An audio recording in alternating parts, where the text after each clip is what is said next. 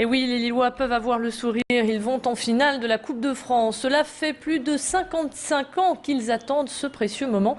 Hier soir, malgré la chaleur, les Dogs n'ont fait qu'une bouchée des Niçois. À la 29e minute, une frappe de Tullio de Melleux a fait trembler les Aiglons. 20 minutes plus tard, Eden Hazard a lancé une attaque et a marqué un but. En deuxième partie, les Lillois ont enchaîné sur leur belle lancée et ont marqué un deuxième but signé Gervinho. Cette victoire va redonner des forces aux Lillois car la coupe n'est pas si loin maintenant.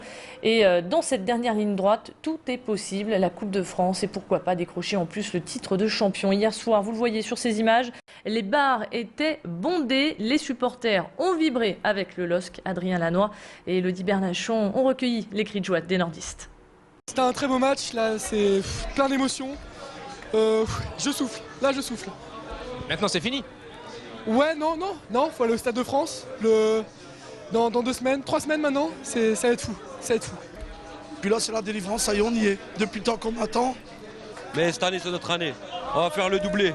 Coupe de France, champion de France. Fantastique, et on est en finale, c'est génial et voilà, donc on va tous aller au Stade de France et on va écraser ceux qui passent demain. On n'a pas connu 55, donc aujourd'hui ça dépasse toute l'émotion, c'est fantastique. Au final, heureux là, heureux. On est hyper contents. Ah ouais, trop content, super, super.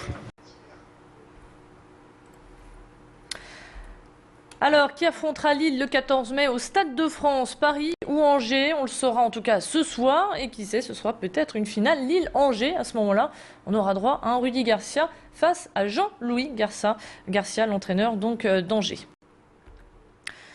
Les habitants de la rue La Cascade à Marcq-en-Barœul n'en reviennent toujours pas. Hier soir, un drame passionnel a secoué cette petite commune bourgeoise de la métropole. Un couple a été tué à l'arme blanche. Un homme s'est présenté au domicile de son ex-compagne pour prendre ses 2 filles. Une dispute a éclaté. Le suspect aurait tué le compagnon de son ex-femme à l'arme blanche avant de la tuer. Et le tout sous les yeux des 4 enfants. L'homme a ensuite pris la fuite avec ses 2 filles âgées de 2 et 4 ans. Les 2 autres enfants d'une union précédente se sont réfugiés en pleurs chez les voisins. Elles ont été hospitalisées en état de choc. Dans sa fuite, la voiture du meurtrier présumé a pu être identifiée grâce aux caméras de vidéosurveillance de la ville. La police a ensuite lancé des recherches et a finalement mis la main sur le fuyard à l'est de la France. Dans la nuit, le fuyard a été retrouvé à l'est de la France. Les filles sont saines et sauves. La police scientifique a mis en place un vaste périmètre de sécurité pour relever les indices permettant de comprendre cette scène. Dans ce quartier tranquille, c'est l'incompréhension. Personne n'aurait pensé qu'un tel drame puisse arriver. Les voisins sont bouleversés. Petite fille ont été voir les voisins directement pour dire ma maman ça va pas, elle est en train de mourir, il y a du sang partout. Et c'est les voisins qui ont appelé les pompiers. Je les connaissais pas personnellement. Leur enfant allait à l'école juste derrière avec des enfants que je connais. Donc c'était des gens assez gentils qui disaient toujours bien bonjour. Aujourd'hui pour le quartier c'est un gros choc parce que c'est un quartier calme. Tout le monde s'entend bien avec tout le monde. Et aujourd'hui ça choque parce qu'on ne s'attendait pas du tout à ça.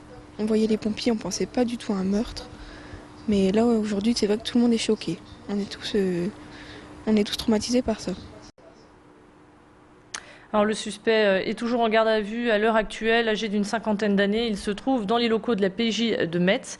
Son transfert vers Lille est envisagé. On en saura plus cet après-midi car le procureur de Lille, Frédéric Febvre, donnera un point presse.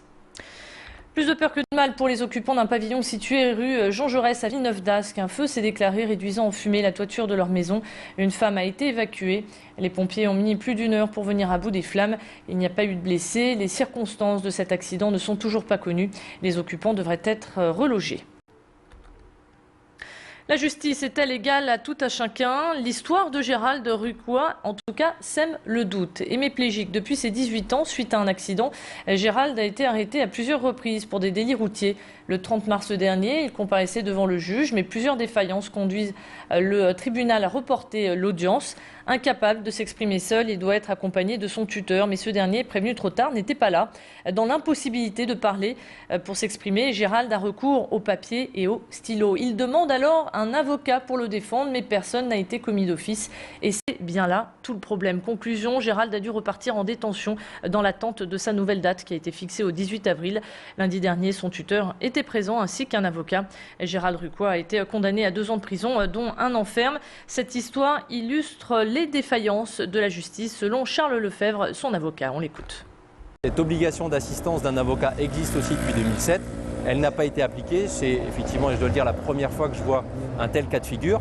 C'est malheureux pour cette personne, pour M. Rucquois, parce qu'il y a eu un jugement correctionnel qui a été prononcé. Même si le jugement était limité à la détention provisoire, M. Rucquois, sans assistance, sans avocat, celui-ci n'a rien pu dire à l'audience et est resté effectivement tête baissée à l'audition de ce maintien en détention. Hier, on vous parlait des propos tenus par Jean-Marie Le Pen sur les habitants de Roubaix. Selon le président d'honneur du Front National, la communauté musulmane y serait majoritaire à hauteur de 60%, un pourcentage contesté par les responsables politiques de cette commune. Une fois de plus, Jean-Marie Le Pen a provoqué un scandale. Depuis ces déclarations, les réactions pleuvent. Nous sommes donc allés recueillir les impressions de l'association Servir. Depuis 20 ans, cette association œuvre contre toutes les discriminations et certains, comme Fatia, sont plutôt contents de cette ultime frasque de Jean-Marie Le Pen. C'est vrai que ça peut choquer certaines personnes quand je dis que les propos de Jean-Marie Le Pen me font plaisir. Ils me font plaisir tout simplement parce qu'il dit la vérité. Il dit la vérité sur ce parti-là, le parti d'extrême droite, qui essaie un peu depuis quelque temps de camoufler l'image réelle de ce parti. C'est un parti extrême, c'est un parti qui essaie de déchirer les populations, qui essaye de faire la différence entre français, entre guillemets de souche, et français d'origine étrangère, qui n'est pas là pour rassembler.